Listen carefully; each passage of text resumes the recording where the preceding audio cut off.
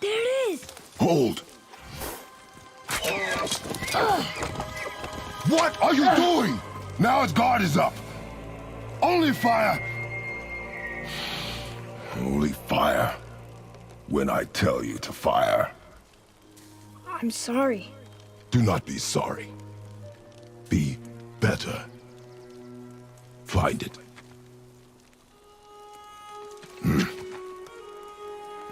Find it.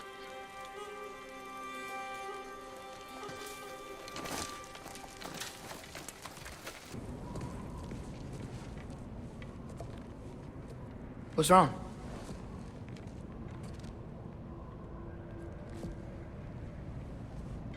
I have been falling back into my old ways. Angry. Distrustful. With you. Now and before.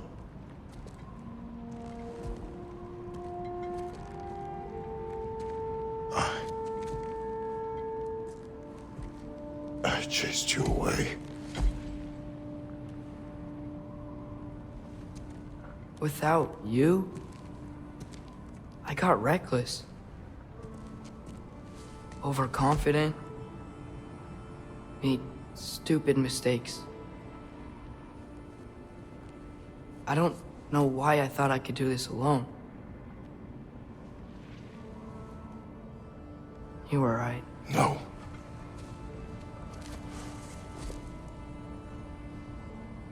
On our journey together, you have grown into a warrior worthy of your namesake. I was the one who was not ready.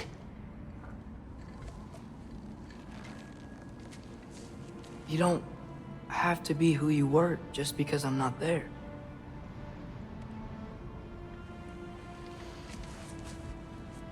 Let's make a promise. I'll listen for your voice in my head when you're not there, to guide me. And you do the same. All right?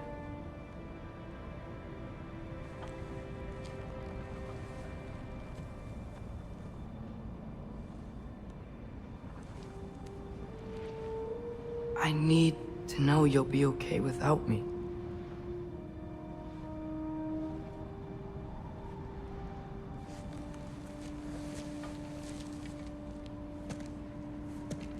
Atreus.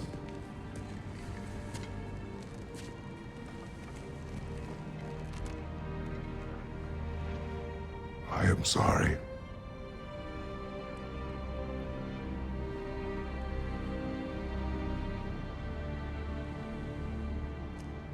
Don't be sorry, Father. Be better. Let's go home.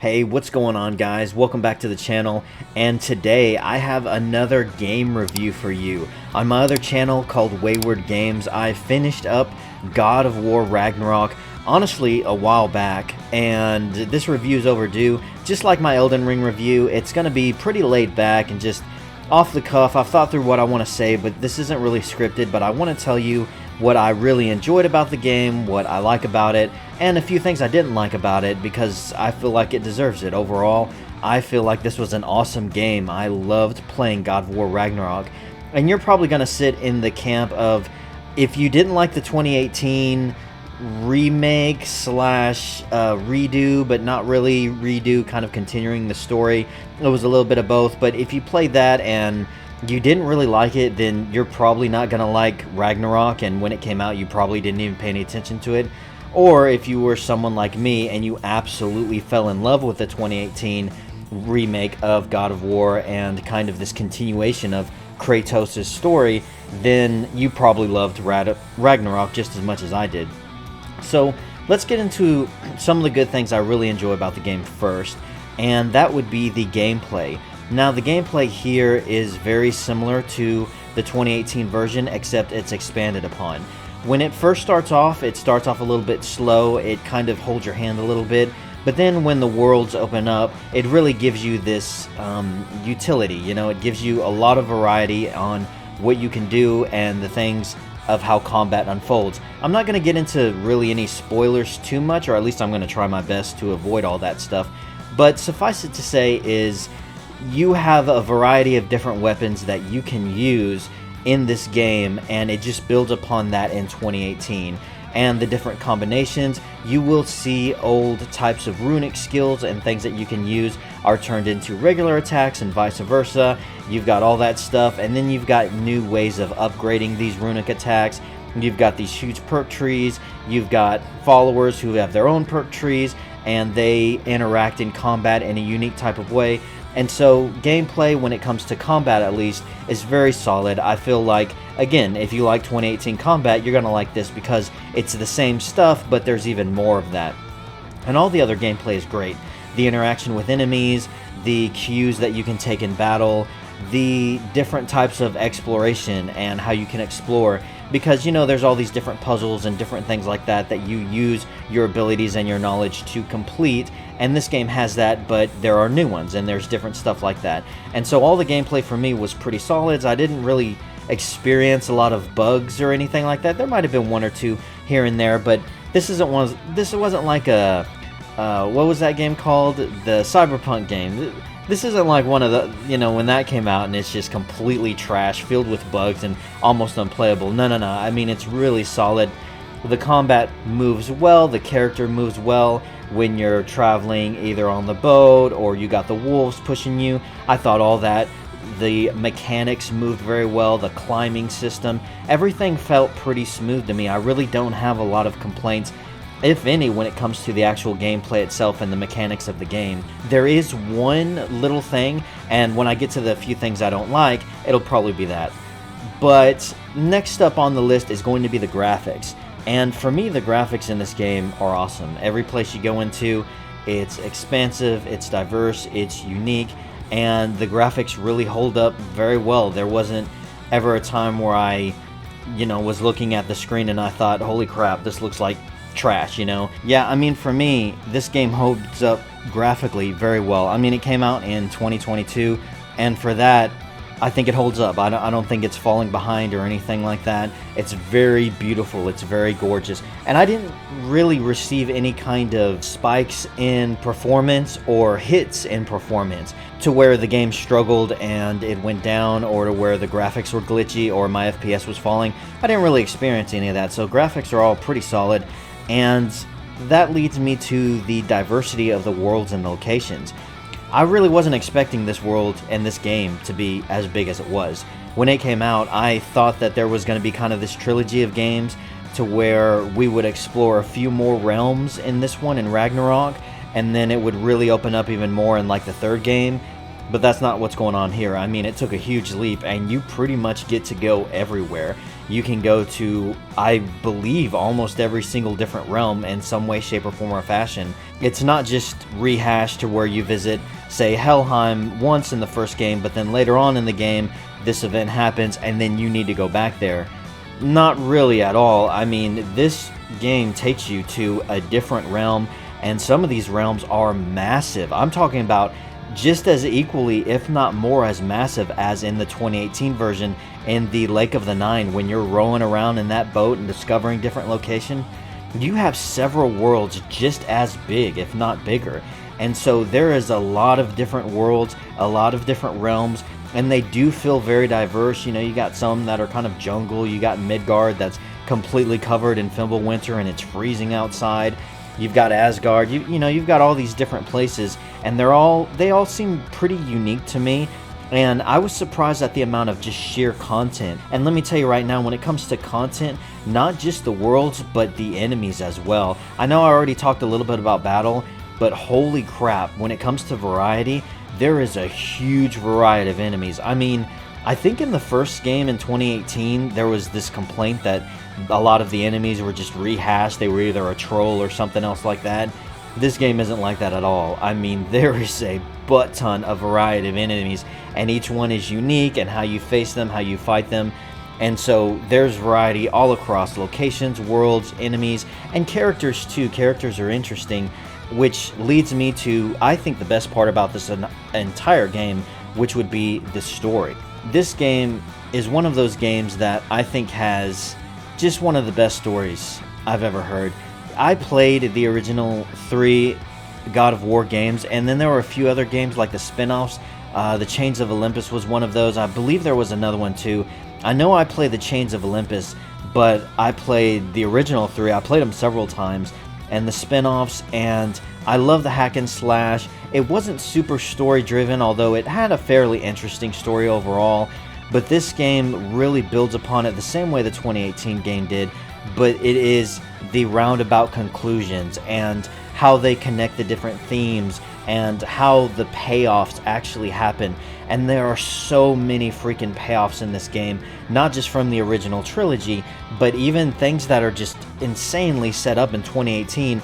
Even looking back, there are things that are set up in 2018, you don't even realize it. And then when you play this game, you're thinking, holy crap, that has a payoff from that game.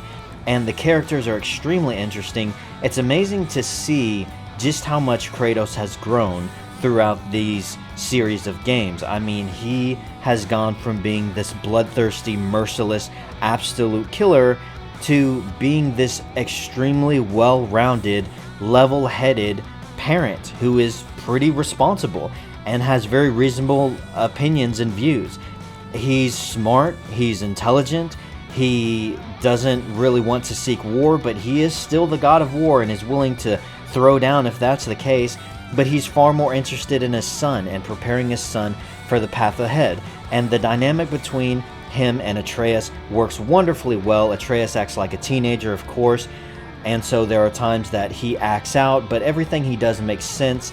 The other characters in this game, like Freya and the dwarves, all of those characters, their motivations make a lot of sense. They're compelling, they're unique, they're different, and they have this interesting kind of connection and interactions with one another that just makes these cutscenes that you're watching extremely interesting in the entire game. You know, it's not like one long cutscene, but you follow Kratos throughout the whole game, and you never leave the main character, basically. What I'm trying to say is from that point of view. Like, it doesn't have traditional cutscenes in the same sense.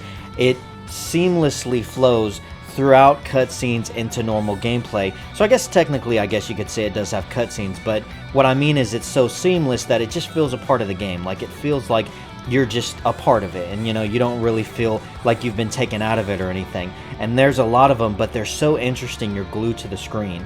And that goes for the villains in this game as well. I know when it comes to Thor and Odin, people were pretty concerned, I guess you could say. They were a bit concerned about how they acted, how they were portrayed. We got so used to Zeus in those first games, and he was the big bad, and he came across as this almighty deity. And Odin really isn't portrayed like that at all. But I think it's worth it. I love the portrayal of Odin in this game. I love the portrayals of Thor in this game as well, and all the Asgardians and how they go about doing that stuff. I think they're very interesting characters. I think their motivations make sense. I think they're not one-dimensional. There might be one or two that is, but I think most of them aren't one-dimensional at all. I think they're very complex, in fact. So to have these characters, these villains, clash with our good guys, it's all an extremely, very good dynamic. And like I said, finally, if you really did like the 2018 and the character and that father and son dynamic, you're going to love this game because that's there. It is grounded in Kratos' relationship with Atreus, those two dealing with certain issues when it came to Faye and her choices, and learning how to work together even more so between a father and a teenager and his son. It's really refreshing because you don't see a lot of stories like that. Now in 2023, most of the time you see a dad portrayed, he's just crapped all over, and it's just really crappy stories, and you don't get a good story in general, let alone a father and son story. But that's what this game circles all around. That's what it's built upon, a father and son story. And so finally, when it comes to certain things about the game that maybe I wasn't super fond of when I was playing it, was the hand holding. And I feel like this was probably the biggest issue for me throughout the entire game. I talked a little bit about the puzzles and their diversity and stuff like that.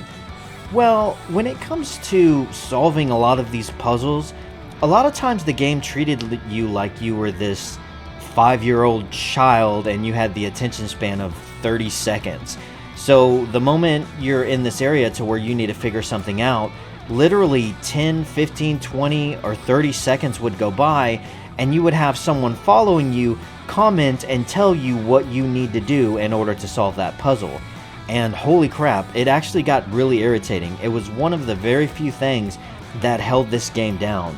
It really needed to cut back on that. I think the solution would have been to simply just have some kind of option in the menu that decreased that or got that away altogether. I looked, I didn't see anything in there, but there's a lot of hand holding. And what's weird is sometimes it's not there.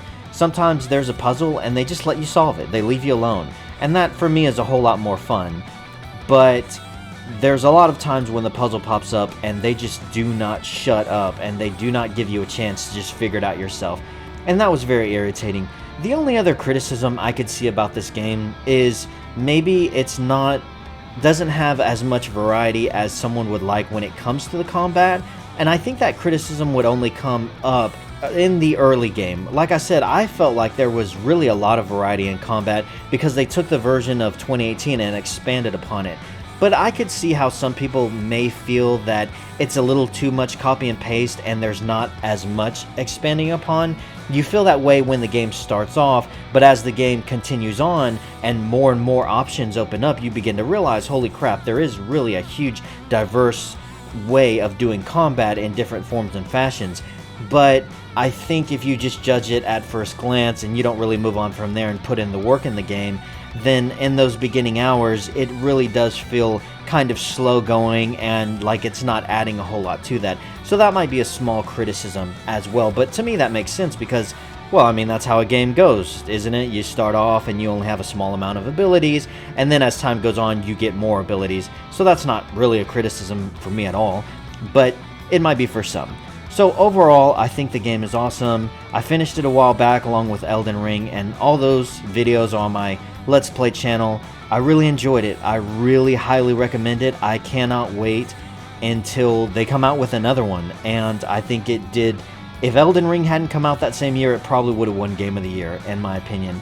And I feel that whenever they release another one with the story, whether it's with Kratos or with Atreus, people are going to be lining up buying it because it was freaking awesome. So I give it a huge, great score, whatever, I don't know, 8 out of 10, 9 out of 10. I don't really rank them or anything, but I just had so much fun with it. I beat the hell out of it.